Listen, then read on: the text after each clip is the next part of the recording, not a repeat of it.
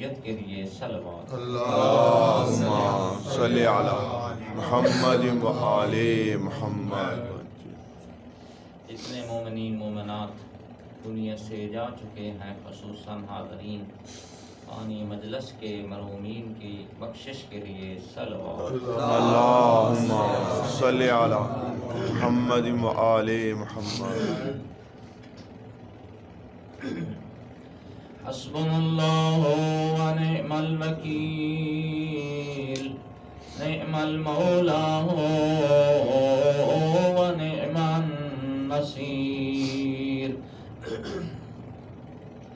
الحمد للہ الواحد الاحد الذی لم یلد ولم یولد ولم یکن له کفوا احد، ثم الصلاة والسلام على الرسول المسدد والمصطفى الامجد المحمود الاحمد حبیب الہ العالمین ابی القاسم محمد۔ اللہم صلی علی محمد و آل محمد وآلہ الطیبین الطاہرین المعصومین،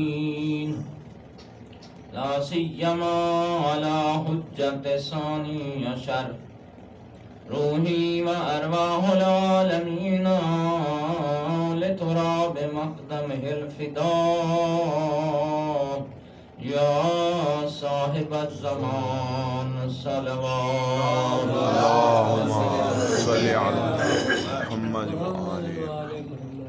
اما بعد فقد قال اللہ تعالی فی قرآن الکریم، بسم اللہ الرحمن الرحیم، یوفون بالنذر ویخافون یوما کان شرہ مستطیرا، صلوات۔ اللہم صلی علی محمد و آل محمد۔ سامعین محترم، اللہ تعالیٰ آپ کی عبادت قبول فرمائے، اللہ آپ سب کو صحت و عافیت و طول زندگی نصیب فرمائے۔ بہت خوش قسمتی ہے ہماری، ہم جناب سیدہ کا عشرہ منا رہے ہیں اور بی بی کا صف عزا بچھایا گیا ہے۔ بڑے آپ خوش نصیب مومنین ہیں، ہمارا یہ ذریعہ نجات ہے، بلکہ پوری امت کے لیے ذریعہ نجات ہے ذکر جناب سیدہ۔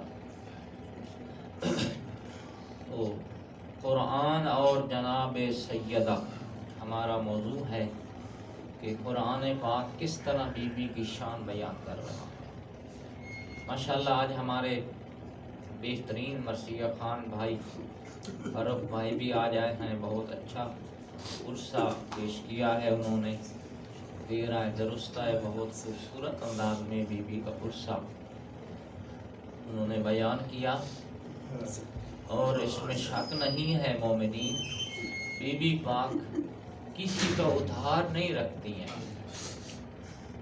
ہر آنے والے کو بی بی بہت اجر دیتی ہیں، ہر پڑھنے والے کو بی بی بڑا اجر دیتی ہیں، اور خصوصاً بانی مجلس کو بہت ہی اعلی اطہار نوازتے ہیں۔ بی بی پاک بہت ہی خوش ہوتی ہیں جو بھی ان کی صف عزا بچھاتا ہے۔ صلوات پڑھیں۔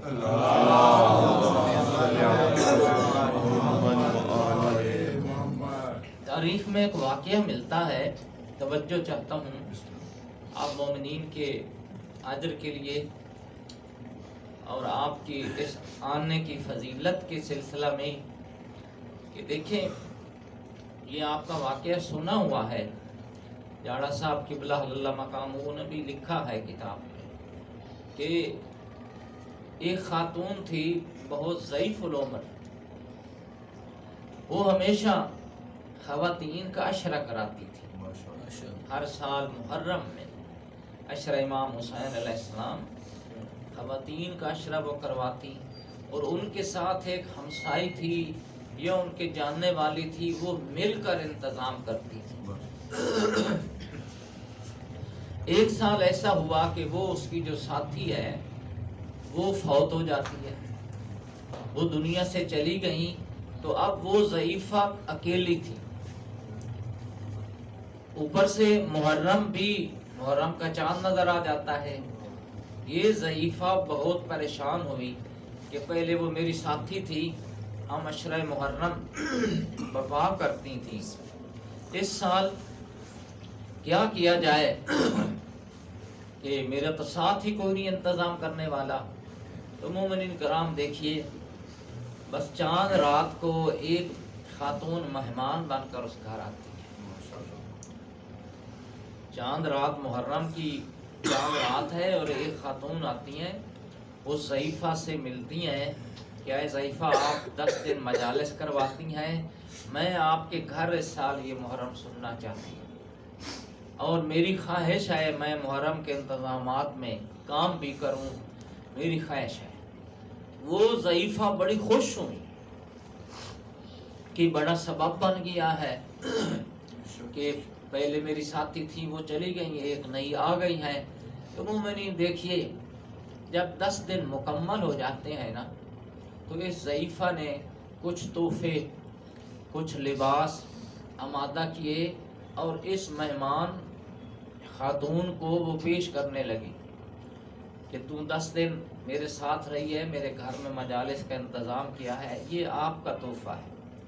تو اس وقت وہ مسرور رو کر کہتی ہیں کہ اے ضعیفہ مجھے پہچانو، میں عام مہمان نہیں ہوں، میں تیرے مظلوم آقا حسین کی اماں ہوں کہ تو اس سال تنہا تھی، پہلے تیری ساتھی آیا کرتی تھی تو میں خود چل کر آئی ہوں، چونکہ تو میرے حسین کی صاف عزا بچھاتی ہے۔ تو دیکھیں کتنے پیارے ہیں صاف عزا بچھانے والے، کتنے پیارے ہیں صاف عزا پہ آنے والے۔ جی اللہ آپ کو سلامت رکھے مومنین، بہت بڑی آپ عبادت کر رہے ہیں ماشاءاللہ۔ صلوات پڑھنے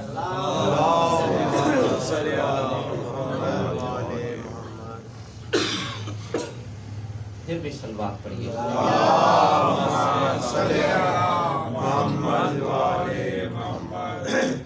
تو ہمارا موضوع ہے ماشاءاللہ قرآن پاک اور جناب زہرا۔ سورہ طاہر اللہ پاک نے پاک مقدرہ کے خاندان کا قصیدہ پڑھا ہے اور نازل فرمایا ہے۔ اس کی آیہ مبارک پر آج ہم پہنچے کہ جب بی بی نے منت مانی، اس منت کی کیفیت کو خود خدا بیان فرما رہے ہیں، اور ساتھ ساتھ یہ بھی بیان ہو جائے کہ اکثر مجھے کال بھی کرتے ہیں، سوال بھی بھیجتے ہیں واٹس ایپ پہ مختلف منت کے اعتبار سے، تو ہر بات ہر طریقے سے منت نہیں بن سکتی ہے۔ منت ایک خاص طریقہ ہے تب وہ منت شرعی بنتی ہے۔ جی جیسے کوئی کہہ دیتا میں فلاں گھر نہیں جاؤں گا، اگر گیا تو ایسا ہو جائے گا، ویسا میں کر لوں گا، یہ منت نہیں ہوتی ہے۔ منت کی شرعی حیثیت ہوتی ہے کہ جو بھی منت مانی جائے شرعاً درست ہو۔ جیسے یہ بالکل بعض واقعہ سننے میں آئے، بعض لوگ کہتے ہیں مجھے اللہ بیٹا دے، میں فلاں کام کروں گا جو کام ہوتا حرام ہے۔ یہ تو حرام کام کی منت نہیں ہو سکتی، حرام فعل کی منت نہیں ہو سکتی ہے۔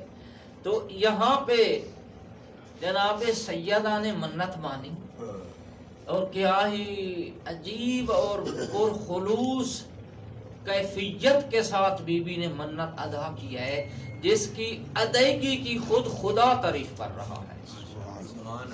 جی اور میں مسلسل ہماری بات ہی بی بی کی منت پہ ہو رہی ہے کہ میں تو ایک ادنا طالب علم ہوں، لا علم، کہ کیا ہی کتنے بیان کر سکتا ہوں مومنین۔ 1400 سال سے علماء فقہا مفکرین مفسرین ان پاک خاندان کی شان بیان کرتے آ رہے ہیں، کوئی ان کا مکمل شان بیان کر ہی نہیں سکتا ہے۔ ان کی شان اللہ جانتا ہے یا پھر ان جیسے جانتے ہیں، معصومین کو معصومین ہی جانتے ہیں۔ سبحان مودی محمد و آل محمد بلند صلوات۔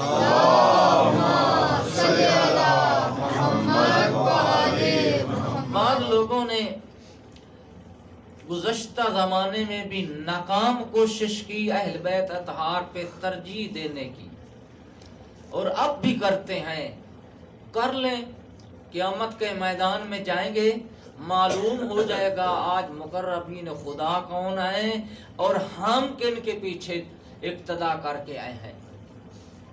جن کے بارے اللہ حکم دیتا ہے انہی کی محبت کا سوال، اور مخلوقات خدا میں سے مومنین، پوری مخلوقات خدا میں سے فقط اور فقط جو قرآن میں نازل ہوا ہے اور حکم قرآن ہے، وہ فقط آل رسول کی محبت کا سوال ہوگا۔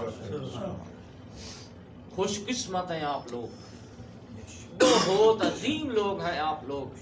اللہ کی جہاں واجب نماز پڑھتے ہیں، ماشاءاللہ، میں تو بہت ہی، میرا دل اس وقت خوش ہو جاتا ہے جب نماز کا ذکر ہو، جب عبادت کا ذکر ہو، چونکہ عبادتی ہونا صفت ہے علی بن ابی طالب کے ماننے والوں۔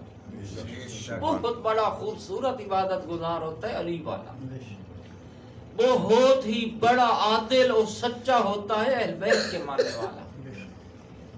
یہ میں نہیں کہہ رہا، خود ہمارے چھٹے امام بھی تعارف کرواتے ہیں۔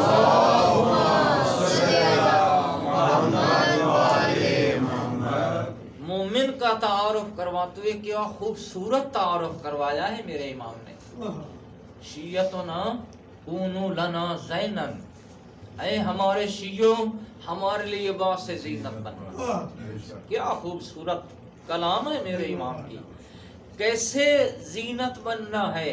جس محلے میں رہتے ہو تم جیسا نمازی کوئی نہ ہو، جس محلے میں آپ رہتے ہیں تم جیسا سچا کوئی نہیں ہونا چاہیے، تم سے بڑھ کر کوئی پردے دار نہیں ہونا چاہیے، تم سے بڑھ کر کوئی عبادت گزار نہیں ہونا چاہیے۔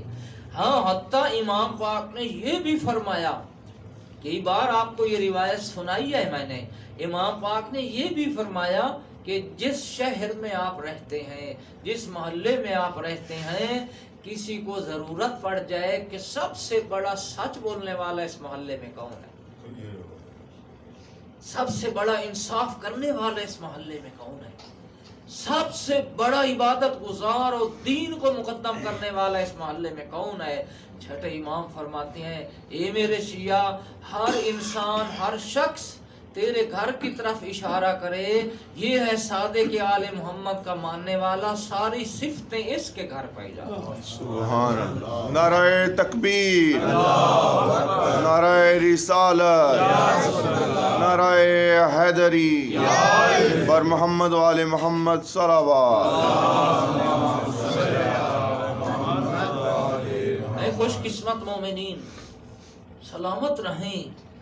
کیا احسان ہے اللہ کا ہمارے اوپر، اس نے ہمیں ایسے ائمہ اطہار عطا کیے ہیں جن کی اول سے لے کے شہادت تک فقط رضا خدا کے لیے زندگی گزری ہے۔ اے دنیا والوں، آپ ان معصومین پر کس کو ترجیح دے سکتے ہو؟ جس ہمارے ہر امام کو تو دیکھو، اللہ کی راہ کا شہید ہے ہر امام ہمارا، یا راہ خدا میں اسیر رہے یا شہید ہوئے، اور 24 گھنٹے ہر معصوم دربار خدا میں اللہ کے سجدے کیسے کرتا ہے۔ دنیا والوں، کوئی ہمارے معصومین کے سامنے مقابلے میں لا سکتے ہو ایسا عبادت گزار، ایسا صادق و امین اللہ کا نمائندہ؟ بلکہ یہ تو نمائندہ اسلام ہے، یہ تو معلم قرآن ہے، یہ تو تمام مسلمانوں کے قائد اور امام ہیں، لیکن خیانت تاریخ ہے، خیانت مورخین ہے، جنہوں نے ان کے حق کو چھپایا ہے، جنہوں نے قرآن میں بھی حق مومنین، قرآن میں جو آیا ان کے شان میں نازل ہوئی ہے، بڑی کوشش کی گئی ہے ان کے حق کو وہاں بھی خیانت کرنے کی۔ اب یہی سورہ دہر مبارک، بڑے عادل، بڑے صاحب انصاف مورخ گزرے، مفسر گزرے، ہر مذہب کے مفسرین نے لکھ دیا ہے جناب زہرا کی شان میں. لیکن وہاں ایسے بھی ملتے ہیں صلوات پڑھنے کے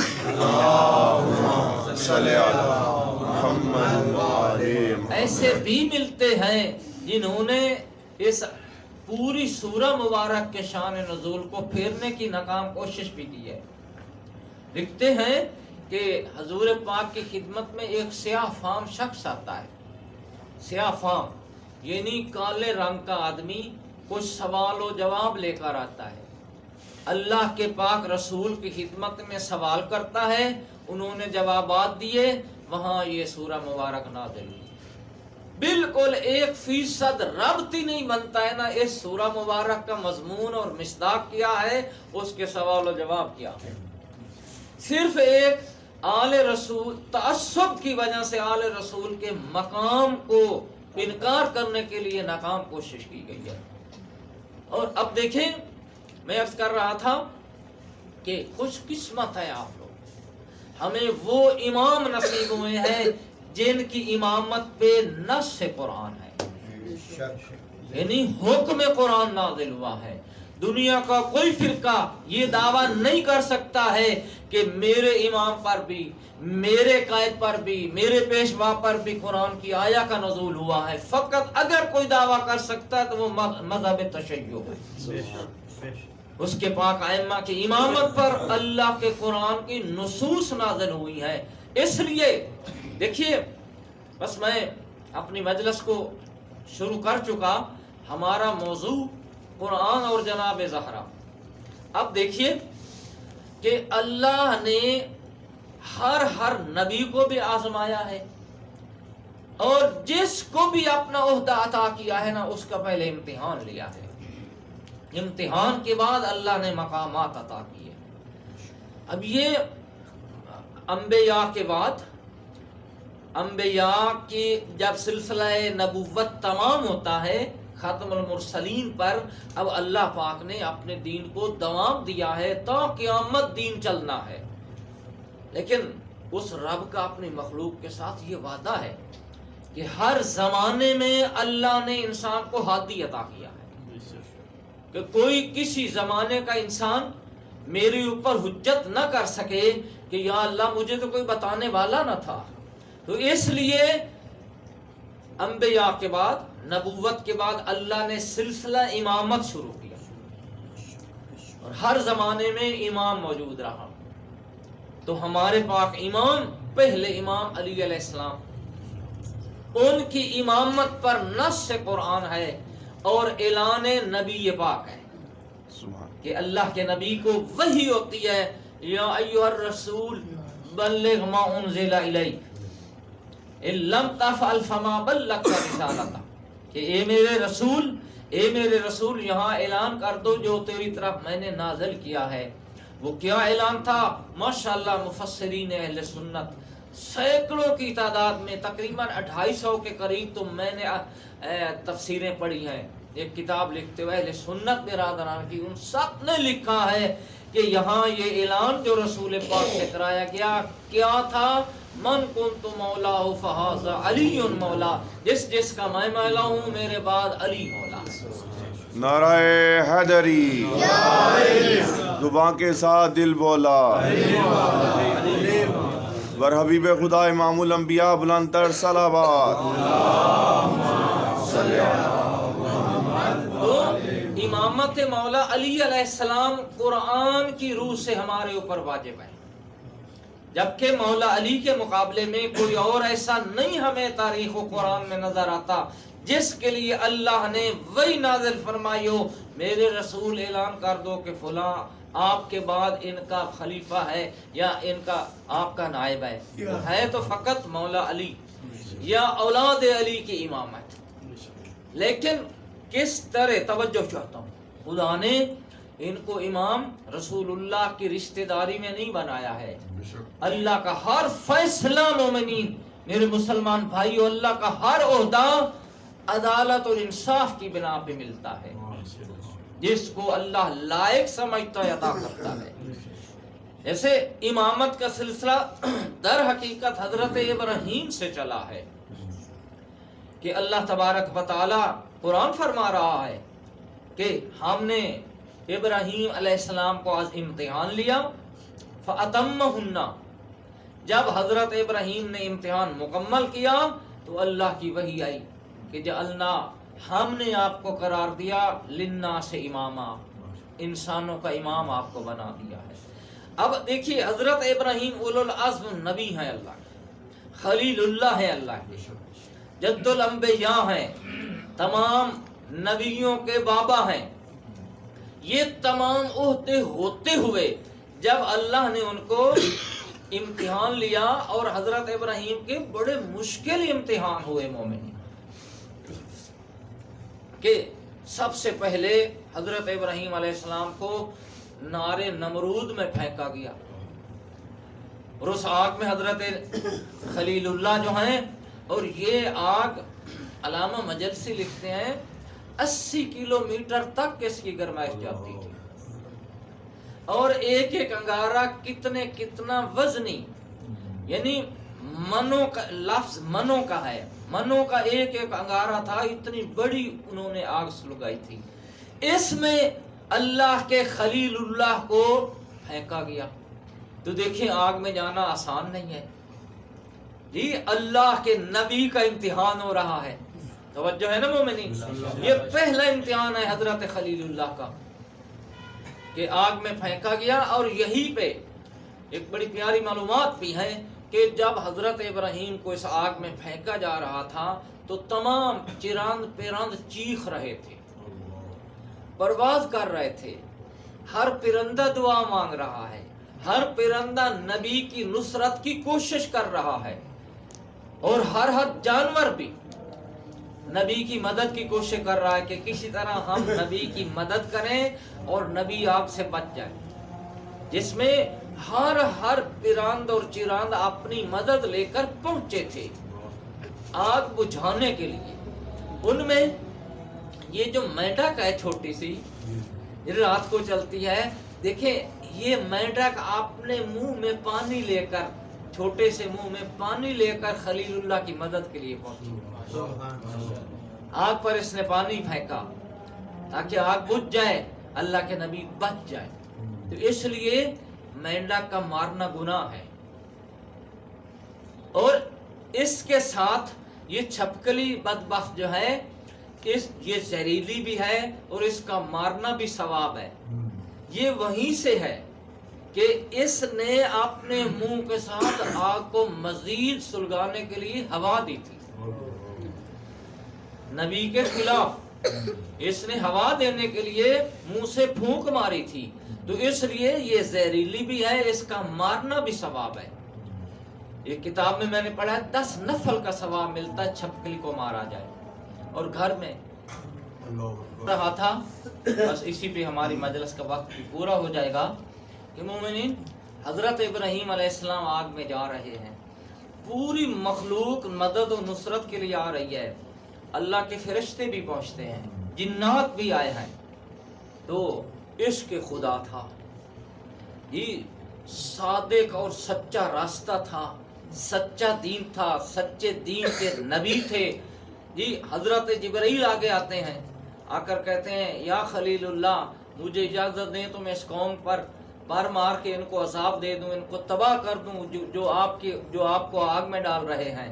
تو اللہ کے نبی فرماتے ہیں نہیں، آپ ہٹ جائیں واپس، آپ میرے رب اور میرے عشق کا معاملہ ہے، یہ میرے اللہ کے عشق کا معاملہ ہے۔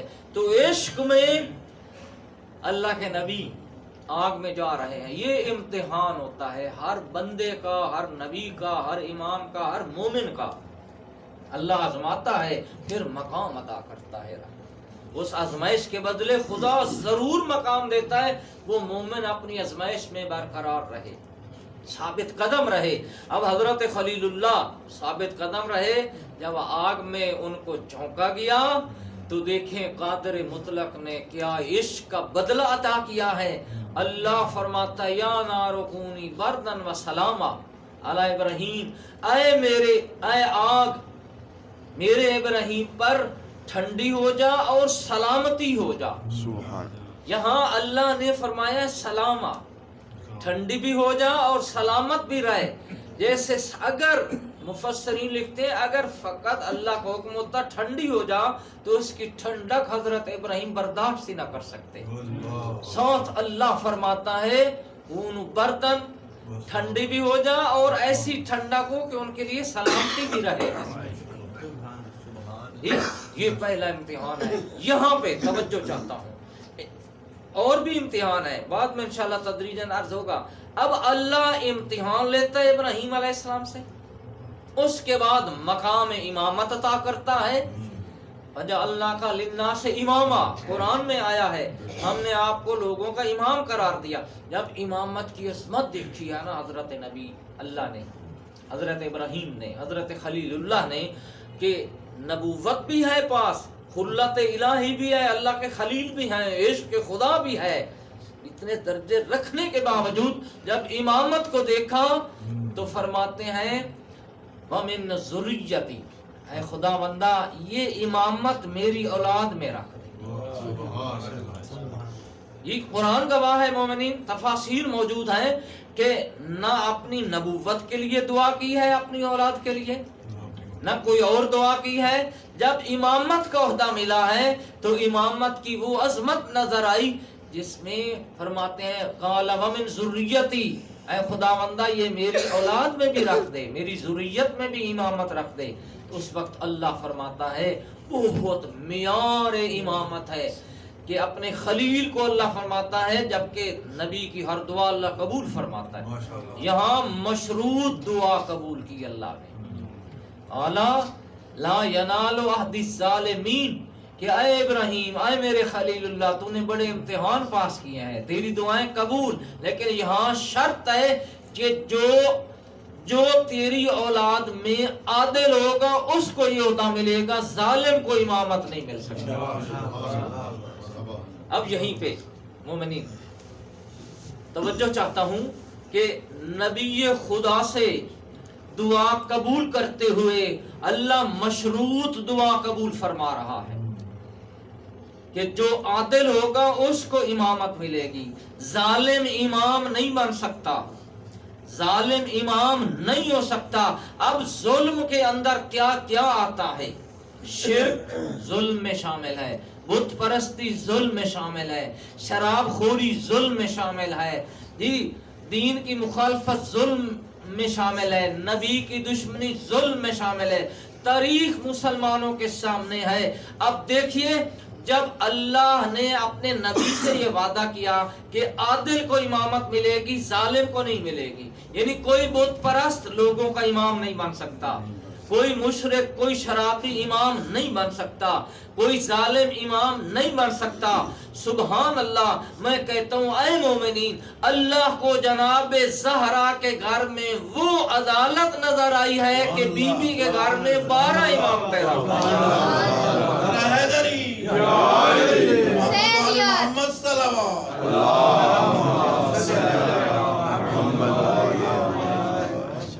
کیوں؟ اللہ نے اس گھر کو اتنا عادل پایا ہے, اتنا معیار بلند ہے اس گھر کا, خدا کو اتنا پسند ہے یہ گھر, ہر کمال بی بی کے گھر میں ہے. جی نبوت ہے تو بی بی کے گھر میں, امامت ہے تو بی بی کے گھر میں, وحی کا نزول ہے تو جناب سیدہ کے گھر میں, یہ قرآن کی تعلیم ہے تو جناب زہرا کے گھر میں, اسلام بن رہا ہے تو بی بی کے گھر میں بن رہا ہے, سخاوت چل رہی ہے تو بی بی کے گھر سے چل رہی ہے. ہر کمال آسمانی کا مرکز ہے جناب زہرا.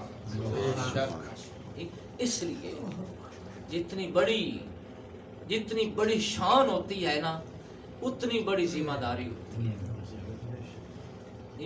اب 28 سال کی عمر میں جناب زہرا نے شیب ابی طالب دیکھا. بس میں تمام کر رہا ہوں, وقت پورا ہو چکا ہے. 28 سال کی عمر میں شیب ابی طالب جس کی مدت 28 سال سے 3 سال ہے کم و بیش, اس عرصہ میں کفار نے حضور پاک سے بائیکاٹ کیا تھا, اور اس 3 سال کے عرصہ میں کیا نئی تکلیفیں دیکھی جناب خدیجہ, جناب سیدہ, جناب ابو طالب, جناب فاطمہ بنت اسد, مولا علی, حضور پاک.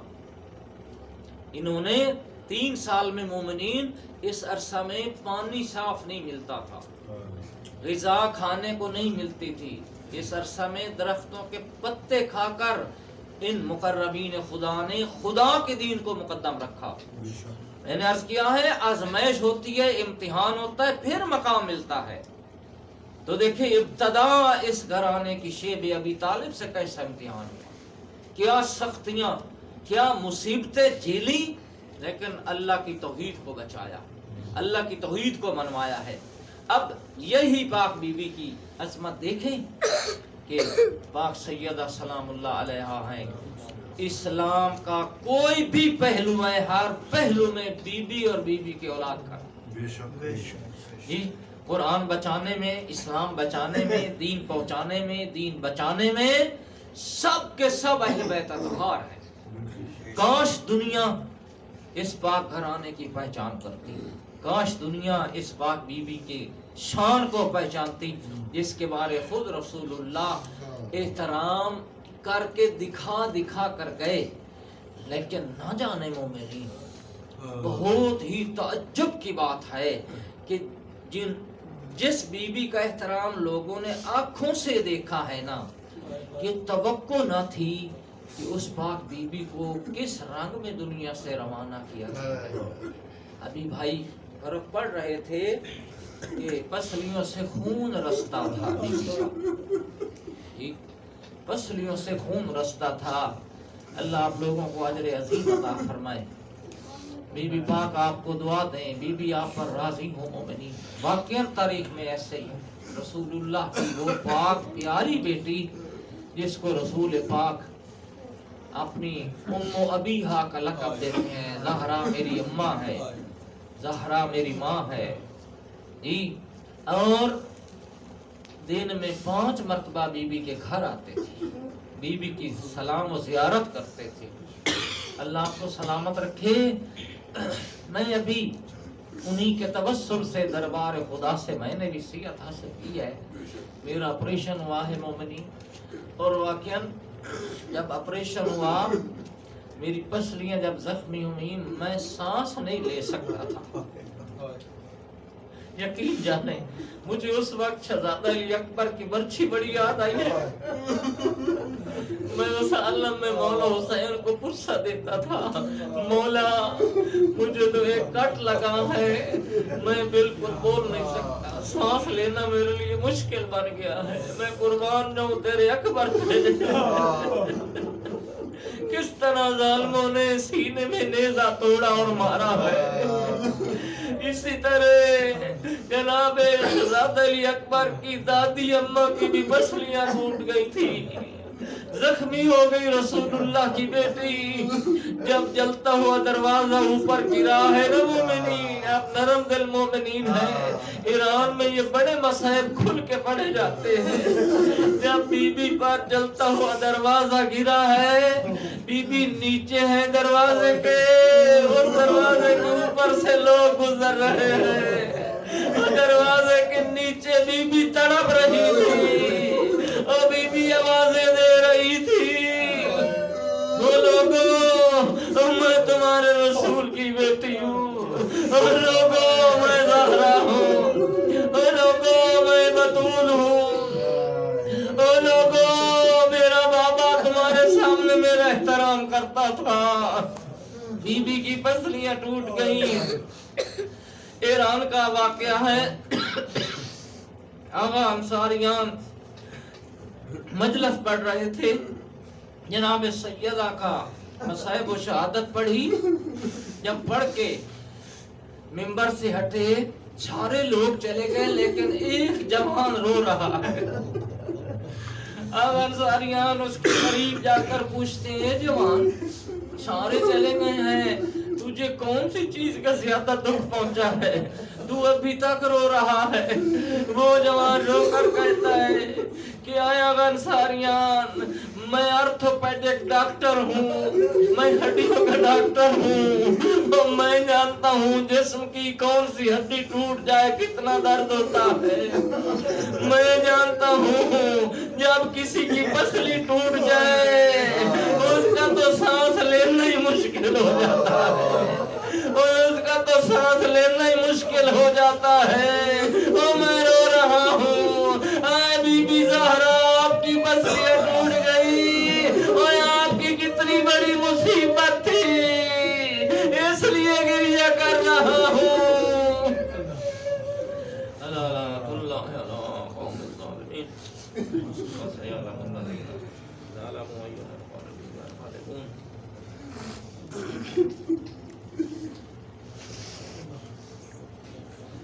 اللهم صل على محمد وآل محمد، اللهم بحق زهراء وأبيها وبعلها وبنيها وسر المستودع فيها، یا اللہ یا رحمان یا رحیم، میرا اللہ اس پاک مقدرہ کے صدقے اس سے بڑا وسیلہ واسطہ ہمارے پاس نہیں ہے، بی بی کے صدقے میں میرا اللہ ہماری یہ عبادت قبول فرما، بی بی کے صدقے ہماری خطائیں معاف فرما، بی بی کے صدقے میرا اللہ ہمارے مرحومین کی بخشش فرما، پاک مقدرہ بی بی کے صدقے ہمارے مریضوں کو شفا یاب فرما، امجد بھائی کے قزن جو مریض ہیں بی بی کا صدقہ ان کو جلد صحت کاملہ عاجلہ کر، اور حاضرین میں جو مریض ہیں سب کو شفا عطا کر، بابا سعادت کو صحت کلی عطا کر، زیدی صاحب کو صحت کاملہ عطا کر، یا میرا اللہ اپنی واسع رحمت کا واسطہ بی بی کے صدقے میں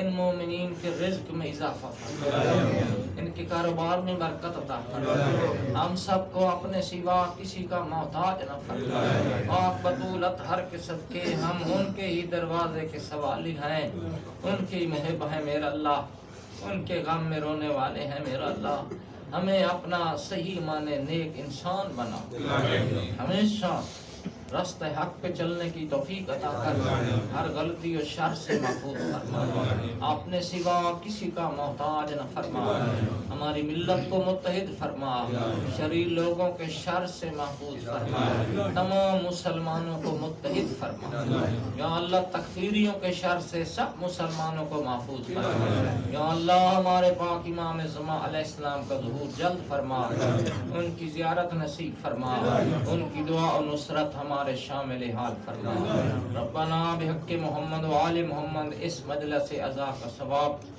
درود پاک کا ثواب، بسم اللہ کا ثواب، حدیث کسا کی تلاوت کا ثواب، جتنے حاضر مومنین ہیں سب کے مرحومین کو اس کا ثواب، تمام دنیا پر جتنے مومنین آج تک جا چکے ہیں ان کے روح کو اس کا ثواب، اور بالاخص بانی مجلس کے مرحومین کو اس کا ثواب، اور ان کے درجات بلند فرما، ربنا تقبل منا انك انت السميع العليم برحمتك يا ارحم الراحمين، اللهم صل على محمد